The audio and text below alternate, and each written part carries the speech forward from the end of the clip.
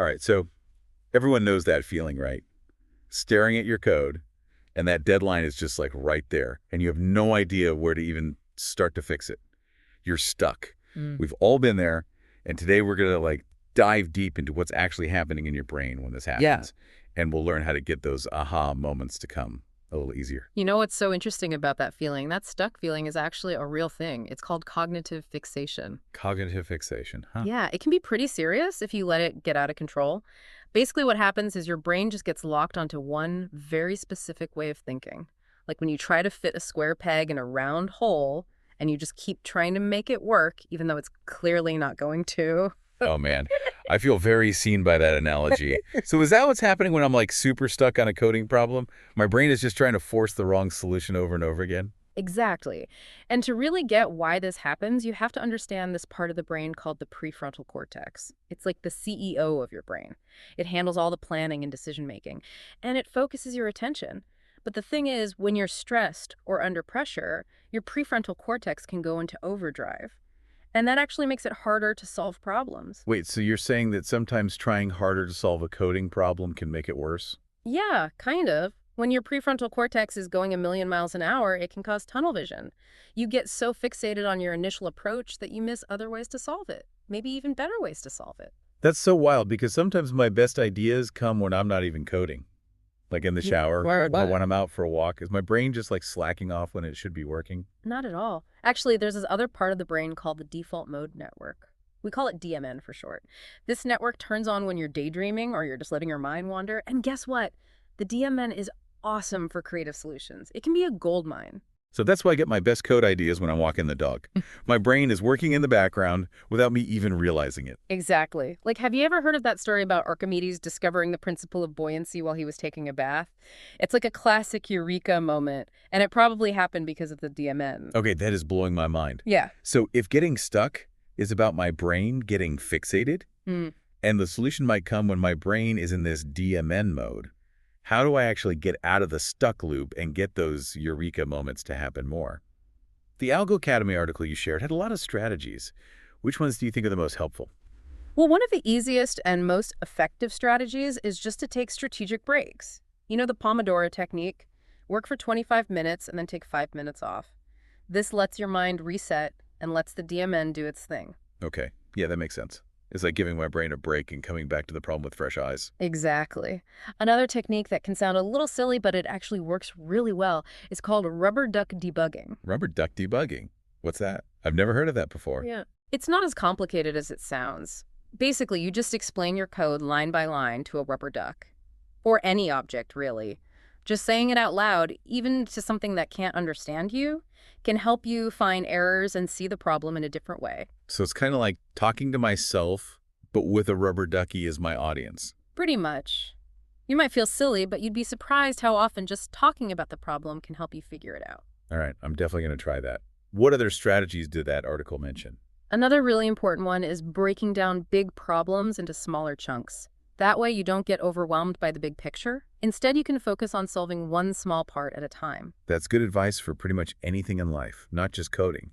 Sometimes I get so focused on the end goal that I forget to break it down into steps. Exactly. And even if you get stuck on those smaller problems, there are things you can do, Like what? like using analogies and metaphors to think about the problem from a fresh perspective. Okay, I'm not sure I get it. Can you give an example? Sure. Let's say you're working on sorting algorithms. Think about it like you're organizing a deck of cards. Each sorting algorithm is just a different way to put the cards in order. Whoa, I've never thought of it that way before. That's really helpful. Right. Analogies and metaphors can help you connect what you're trying to learn with things you already understand. And don't forget about visualizations, too. You mean like drawing diagrams and flowcharts? Exactly. Sometimes seeing the problem visually can help you see patterns or connections that you wouldn't notice just by looking at the code. I like that I'm a visual learner, so that definitely helps me understand things better. So those are some good starting points. Strategic breaks, rubber duck debugging, breaking down problems, and using visualizations. These are all awesome. I'm definitely adding those to my coding toolkit. What other cool things did you find in that Algo Academy article? Well, they also talked about this thing called pseudocode. Have you ever used that? Pseudocode. Yeah, isn't that just writing code, but in plain English? Basically, yeah. It's a way to plan out the logic of your code without having to worry about the specific syntax of a programming language. So it's kind of like making a blueprint before you actually start building something. Exactly. You're focusing on the structure and how it all fits together. You don't have to worry about semicolons or curly braces or any of that. That's a really good idea. Yeah. It's like outlining an essay before you start writing. It helps you organize your thoughts and make sure your code makes sense. Right. And once you have that pseudocode outline, it's way easier to turn it into real code. Okay, I'm definitely going to try that. Mhm. It sounds like a really good way to stop feeling overwhelmed when you have a really complicated coding challenge. Yeah. What other cool things did that Algo Academy article talk about? Have you ever heard of time-boxed exploration? Time-boxed exploration. Now, what's that? It's pretty simple. You just set a timer, like for 15 minutes, and during that time, you try to solve the problem one way. If you can't figure it out in that time, you move on to a different approach. Oh, that's smart. Oh, So you don't waste hours going down a rabbit hole that doesn't lead anywhere? exactly. It keeps you moving and trying different things. And it can help you get over your fear of failure, too. When you know you only have a limited time to try something, you're less afraid to just go for it. I like that. I definitely get stuck sometimes holding on to my first idea, even when it's not working. Time boxing sounds like a good way to force myself to be more open to other ideas. It can be really helpful. What about those times when you're just totally lost, though? Like you don't even know where to begin with a problem. Oh yeah, those are the worst. Well, there's a technique called the 5 whys technique that can help with that. 5 whys. Yeah. I'm listening. It's super simple, but it really works. You just keep asking why 5 times in a row. Yeah. Each time you ask why, you dig a little deeper into the problem to figure out the real reason why it's happening. Okay, I think I see what you mean. Can you give me an example? Sure. Let's say your code is throwing an error. You start by asking, why am I getting this error message? Then you ask, why is that line of code causing the error? And you just keep asking why until you figure out what the root cause is. That's pretty clever. It makes you think really carefully about every part of the problem. Right. And a lot of times just understanding why the problem is happening is enough to help you figure out how to fix it. This is all super helpful. It's amazing how understanding like the psychology of problem solving can make you a better coder. Yeah. But I got to ask, what about AI? You know, everyone's talking about how AI is changing everything these days, including coding. Does the Algo Academy article talk about that? They do, actually. One of the things they suggest is using AI-powered assistants. Ooh, AI-powered assistants.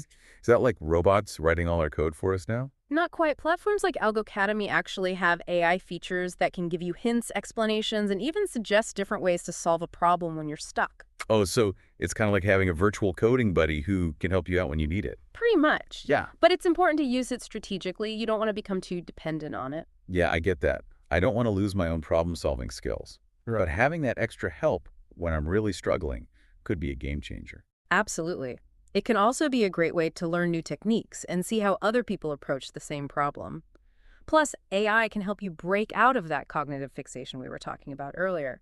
If you're stuck in a rut, AI can give you some fresh ideas and help you see the problem in a whole new way. That's really interesting. It sounds like AI could be a super useful tool for both beginners and more experienced coders. For sure. It's all about using it in a way that helps you learn and improve your own skills. This has been so helpful. I'm feeling way more confident about tackling those tricky coding challenges now. It's good to know that getting stuck is totally normal, and there are things we can do to help our brains get unstuck. It's like we're learning how to hack our own brains to become better coders. I love that analogy. It's all about understanding how our minds work and using that knowledge to our advantage. Exactly. And it's about embracing the journey, right? Mhm. The challenges, the victories, the constant learning. That's what makes coding so exciting. Couldn't have said it better myself. So what else did that Algo Academy article highlight about this journey of learning to code? What other insights did you find? One of the things they really emphasized was the importance of mindset, specifically developing what's called a growth mindset. Have you ever heard of that? A growth mindset. Yeah, I think so. It's about believing that you can always learn and get better, right? Exactly. It's about seeing challenges as opportunities to learn and grow instead of roadblocks or proof that you're not good enough. So instead of getting discouraged when my code doesn't work, I should see it as a chance to level up my skills. Exactly. A growth mindset is like a superpower when you're learning to code or really anything challenging in life. It helps you stay motivated and keep going even when things get tough. This is all making so much sense. We've got the strategies for actually getting unstuck, and now this concept of a growth mindset. What other things did the Algo Academy article talk about when it comes to like the mental game of coding? They talked about something that might seem a little unexpected. Mm. Self-compassion. Self-compassion? I don't know. That sounds a little weird for coding. It's a very technical field. I know it might sound strange, but think about it.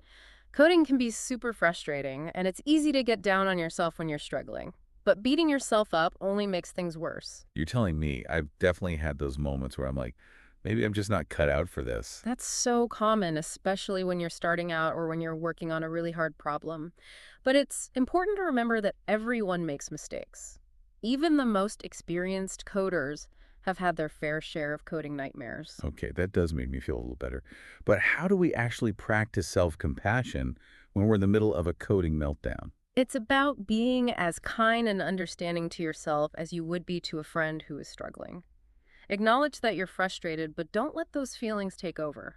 Remind yourself that it's okay to make mistakes. It's all part of learning. So instead of saying, oof, I'm so stupid, I can't believe I did that, I should say something like, okay, I'm frustrated right now, but I know I can figure this out.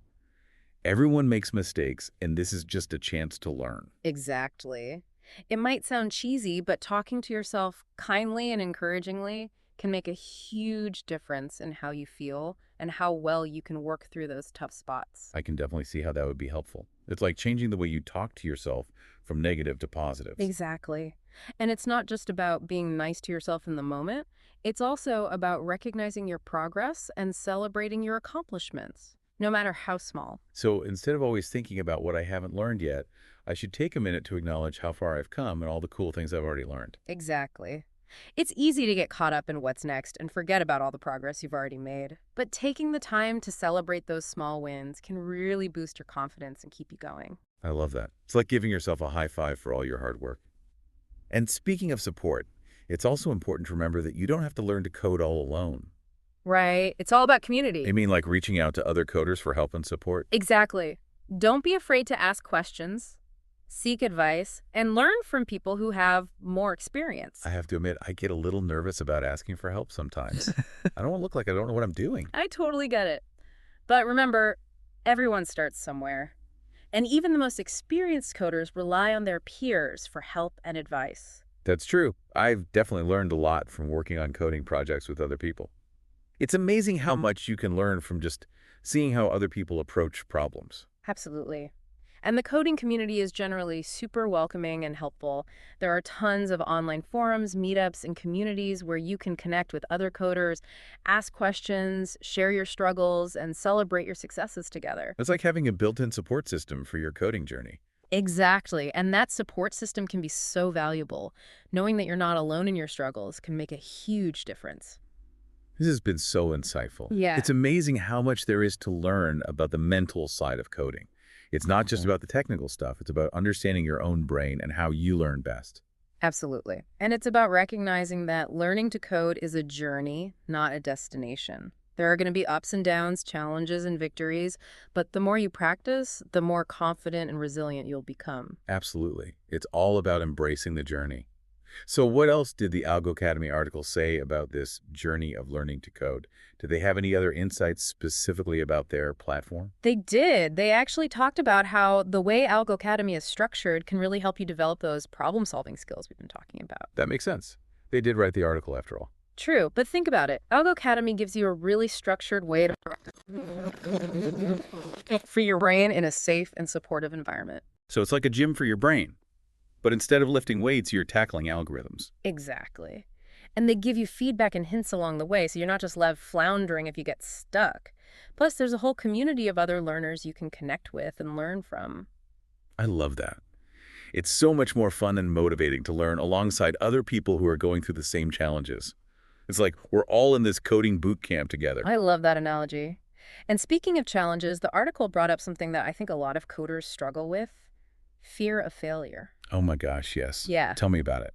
Sometimes I feel like a total imposter, like I'm just waiting to be exposed as a fraud. Imposter syndrome is so common, especially in tech. But the article reminded me that failing is a really important part of learning anything new. Yeah, that's easy to say, but it's hard not to take it personally when your code just won't work. It is, But if you can think of failing as a way to learn, it can be really powerful. Every mistake, every bug is a chance to understand something better. So instead of getting discouraged, I should be asking myself, what can I learn from this? Exactly. And remember, everyone makes mistakes. Even the best coders in the world have spent hours debugging their code. Okay, that does make me feel a little better. But sometimes it feels like there's just so much to learn in coding, it can be really overwhelming. Absolutely. The world of tech is constantly changing, and it's easy to feel like you're falling behind. But the article really emphasized how important it is to focus on the fundamentals. So like mastering the core concepts before trying to learn all the latest frameworks and libraries. Exactly. If you have Wow. a strong foundation, it's much easier to learn new things and adapt as the technology changes. It's like building a house. You need a strong foundation before you can start adding all the fancy stuff. Exactly. And the article also reminded me that learning to code is a marathon, not a sprint. So I don't need to put so much pressure on myself to learn everything overnight. Right. It's about consistent effort and being willing to enjoy the journey with all its ups and downs. That makes me feel so much better. Speaking of up and downs, what about those times when you just feel like giving up? Like maybe coding just isn't for you. It's totally normal to feel that way, especially when you're facing a really tough problem or you're feeling overwhelmed. But try to remember why you started coding in the first place. For me, it was the excitement of creating something from nothing. Like seeing my ideas come to life on the screen. That's a really powerful motivator. Tap into that passion, that sense of excitement when those doubts start creeping in. And don't be afraid to ask for help from other people in the coding community or mentors or online resources. There are so many people out there who have been where you are and can offer support and guidance. It's like having a whole cheering section for your coding journey. Exactly. And that support can make all the difference. Knowing you're not alone can really help you get through those tough times. This has been so incredibly insightful. I'm already feeling more inspired and motivated to keep learning and growing as a coder. It's so cool how understanding the psychology of coding can make such a big difference. And I'm so grateful for this deep dive into the mental game of coding. It's given me a whole new set of tools for dealing with those mental blocks and embracing the challenges of coding. What about you? What are some of the biggest lessons you've learned from your own coding journey, especially when it comes to overcoming those mental hurdles? You know, one of the biggest things I've learned is how important it is to just step away from the problem. Sometimes I used to think that the best way to solve a problem was to just sit there and stare at it until the solution magically appeared. The brute force method. Exactly. Yeah. But I've learned that sometimes the best thing you can do is just walk away and clear your head and come back to it later with fresh eyes. It's crazy how much of a difference a change of scenery or even just a few minutes of meditation can make. It's true. And I've also learned that it's okay to ask for help. That was a hard one for me to learn. Yeah, I know what you mean.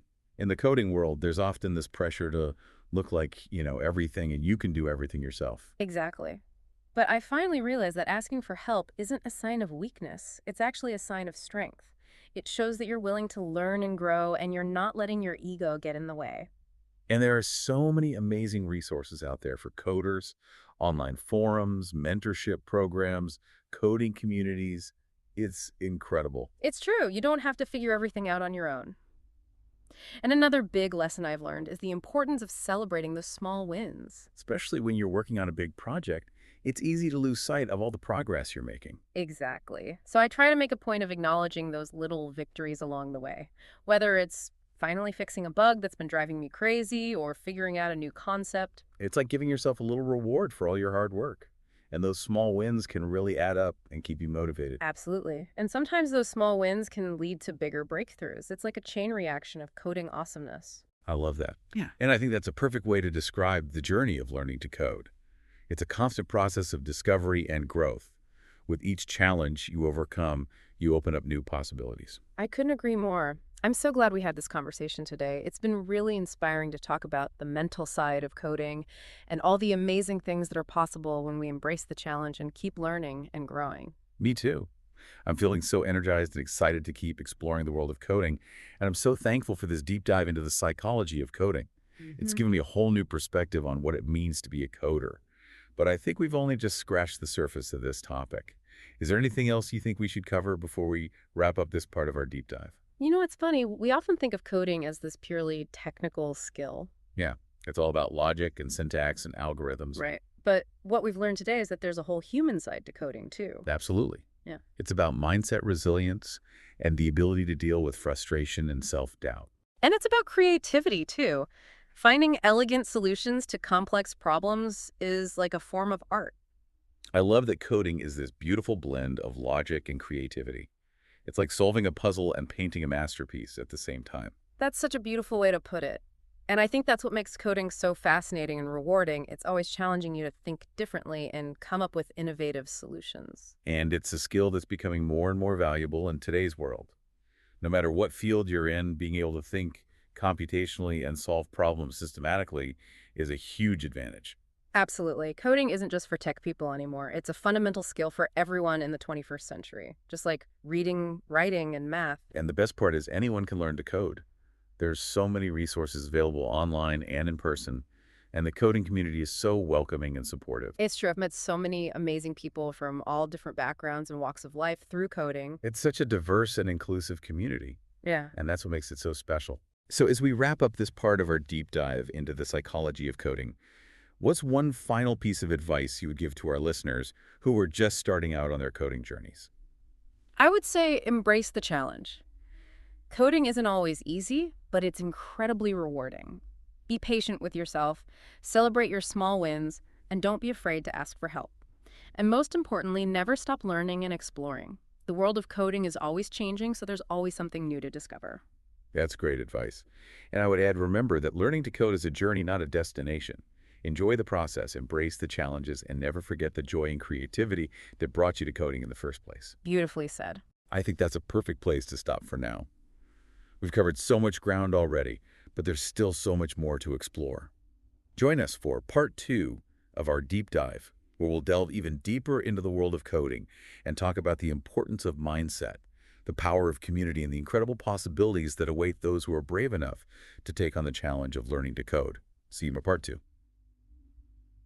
Welcome back, everyone. It's great to be back and talking about this. I'm still thinking about all the cool stuff we talked about last time. It's amazing how much psychology goes into something like coding. Right. You'd think it would all be about the technical side, but those soft skills like your mindset and how you deal with challenges, they're just as important. Totally. It's like we're training our brains to think like a coder. And that means changing how we think and building up those mental muscles. I love that analogy of rewiring our brains. It shows how adaptable our minds really are. You know how they say you can't teach an old dog new tricks? Well, that's not really true for brains. We can always learn and grow and change the way we think, even as adults. And that's super important for coding, because it's a field that's always changing. You have to be comfortable learning new things and pushing yourself outside of your comfort zone. Speaking of comfort zones, I think a lot of people are scared to even start coding because they're afraid of not being good enough. That they're so worried about making mistakes that they never even try. That's so true. We talked about imposter syndrome before, and it's definitely a real thing in tech. But honestly, everyone makes mistakes, especially when they're learning something new. It's like when you're learning to ride a bike. You're going to fall a few times before you get the hang of it. But each time you fall, you'll learn something. Exactly. And that brings up another important point, practice. Just like riding a bike, coding is a skill. You get better at the more you do it. The more you code, the stronger those mental muscles get. But what about those times when you're stuck on a problem and it feels like you're getting nowhere? How do you keep going when you're feeling frustrated? Yeah, that's the hard part. Well, we talked about some strategies last time, like taking breaks, using analogies, and visualizing the problem. But there's another one I want to talk about that's super important. Curiosity. Curiosity. Yeah. When you're stuck, it's easy to get frustrated and just want to give up. But if you can be curious about the problem, it can change how you feel. Instead of feeling defeated, you start to feel like you're on a mission to figure something out. So instead of thinking, I can't do this, I'm so dumb, I should be thinking, this is interesting. Why isn't this working the way I think it should? What can I learn from this? Exactly. It's like you're turning the problem into a puzzle that you need to solve. Yeah. And that feeling of curiosity can actually make you more motivated to keep going. I like that. It's like turning a roadblock into an adventure. Exactly. And that change in how you see the problem can make a huge difference in your coding journey. And you know what else can make a big difference? What's that? Having a growth mindset. We talked about it briefly last time, but it's so important that it's worth talking about again. Okay, remind me, what is a growth mindset again? It's the belief that you can always get better at things. It's knowing that your abilities aren't fixed and that you can learn and improve with effort and dedication. So instead of thinking, I'm bad at math, so I'll never be good at coding, I should think I may not be good at math yet, but I can learn and get better with practice. Exactly. And that change in how you think can be so powerful. When you believe that you can improve, you're more likely to stick with it, even when things get tough. You're more likely to reach your goals. It's like opening up a whole world of possibilities instead of closing yourself off with self-doubt. Exactly. And the great thing about coding is that it's a field where you're constantly learning and growing. There's always something new to discover, a new challenge to tackle. So a growth mindset is super important for staying motivated and engaged. And it's not just about believing you can get better. It's also about enjoying the process of learning, Yeah, right? The mistakes, the setbacks, the times when you feel frustrated, they're all part of the journey. exactly. And actually, those are the times when you learn the most. When you're forced to think differently, to try new things, to push yourself, that's when you really grow. I love that. It's like those challenges are actually gifts. They're opportunities to learn and expand your abilities. Exactly. And when you start seeing those challenges as opportunities, it can change your whole experience with coding. You become less afraid of messing up and more willing to experiment and try new things. That's such a powerful shift in how you think. But let's be real. Even with a growth mindset, there are going to be times when you just want to give up. Those times when you can't get the code to work, the deadline is approaching, and you just want to chuck your computer out the window. What do you do in those moments? Well, first of all, it's important to let yourself feel those feelings. It's okay to feel frustrated, overwhelmed, even angry. Don't try to pretend you're not feeling them. So instead of bottling everything up, I should just let myself feel those feelings. Exactly. Trying to push those feelings down will only make them worse. Acknowledge them, accept them, and then try to shift your focus Shift my focus to what? to something that makes you happy, something that reminds you why you're learning to code in the first place. Take a break, go for a walk, listen to music, spend time with people you love. Do something that helps you recharge and reconnect with your passion. That's great advice. Hmm? Sometimes I get so focused on the coding that I forget to take care of myself. I forget to do the things that make me happy and give me energy. It happens to everyone, especially when you're passionate about something and you're working hard. But taking care of yourself is super important. It's not selfish. It's essential. You can't give your best to your coding or anything else if you're running on empty. That's a great way to put it. Oh. And when you're feeling good and energized, it's so much easier to deal with those coding challenges. And remember, you don't have to go through this alone. That's right. What were we talking about before? The coding community. Exactly. One of the best things about the coding world is the amazing sense of community. There are so many online forums, meetups, and communities where you can meet other coders, ask questions, talk about your struggles, and celebrate your wins together. I've definitely found that the coding community can be incredibly supportive and encouraging, especially when you're feeling lost or stuck. It's like having a built-in support system for your coding journey, and that can make a huge difference. Totally. Knowing that you're not the only one going through these challenges, that other people have been there before and figured it out, can be so motivating. And it's not just about asking for help when you're struggling. It's also about celebrating your wins together. Sharing your successes with others, no matter how small, can make you feel even better about them and keep you motivated. I love that. It's like we're all in this together, cheering each other on as we navigate the ups and downs Yeah. of learning to code. Exactly. And that's what makes the coding community so special, that shared experience and collective wisdom. So if you're listening to this and you're feeling intimidated or overwhelmed by the idea of learning to code, remember this. You don't have to do it alone. There are tons of people out there who want to help you on your journey. Absolutely. And there are so many resources to help you too. Online tutorials, courses, coding boot camps, mentorship programs, you name it, it's out there. And don't forget about all the awesome tools and technologies that are available these days to make coding easier and more accessible than ever before. That's right. The coding world is always changing, and there are always new tools and innovations coming out to help us write better code, solve problems faster, and bring our ideas to life. It's a really exciting time to be a coder. And I think we've only just started to explore all the amazing possibilities that are out there for people who are willing to take on the challenge of learning to code. I totally agree. The world needs more coders, more people who can use technology to solve problems and create amazing things. And I think this conversation has shown how important the human side of coding is. It's not just about technical skills. It's about mindset, resilience, community, and embracing the joy of learning and growing. I couldn't have said it better myself, and I think that's a perfect place to take a break for now. We've covered a lot of ground, but there's still more to explore. You're right. Join us for the final part of our deep dive where we'll wrap up our exploration of the world of coding and talk about all the amazing things that await those who dare to embrace the challenge. Welcome back to our deep dive into the psychology of coding. It's amazing how much we've learned about the mental game of coding, isn't it? It really is. We've covered a lot of ground, haven't we? Everything from how our brains get stuck to the importance of mindset, community, and self-care. It's so clear now that coding is about so much more than just writing code. Hmm. It's about developing all these mental skills and habits that help us solve problems, come up with creative solutions, and really make a difference in the world. Right. And one of the most important things we've talked about is that anyone can learn to code. It's not like some magical ability that some people are born with and others aren't.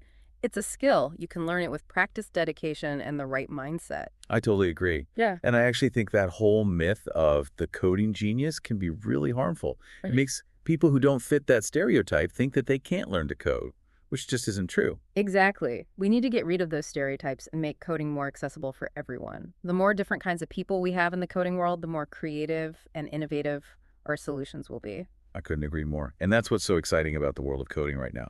It's becoming more and more diverse and inclusive. Hmm. And that's leading to some incredible new ideas and innovations. It's amazing to see people from all walks of life with all different backgrounds coming together and using code to create awesome things.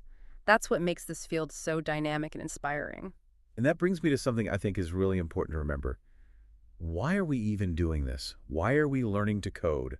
What are we hoping to accomplish? That's a great question. And I think the answer is going to be different for everyone. Some people want to build the next big tech company. Some people are passionate about using technology to solve problems and make the world a better place. And some people are just fascinated by the challenge of creating something new with code.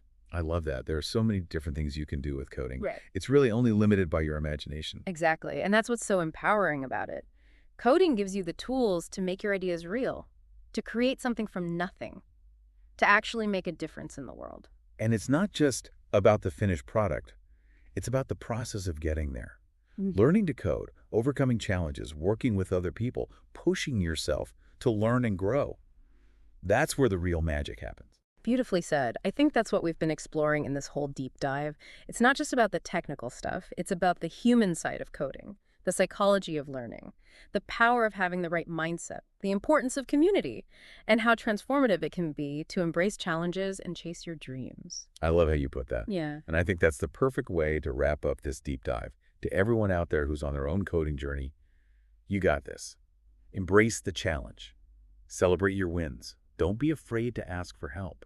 And most importantly, never stop learning and growing. And never forget the joy and creativity that got you started with coding in the first place. That's perfect. Bruh. Thank you so much for joining us for this deep dive into the psychology of coding. We hope you've learned some new things and that you're feeling inspired to explore the world of code. See you next time for another deep dive into something awesome.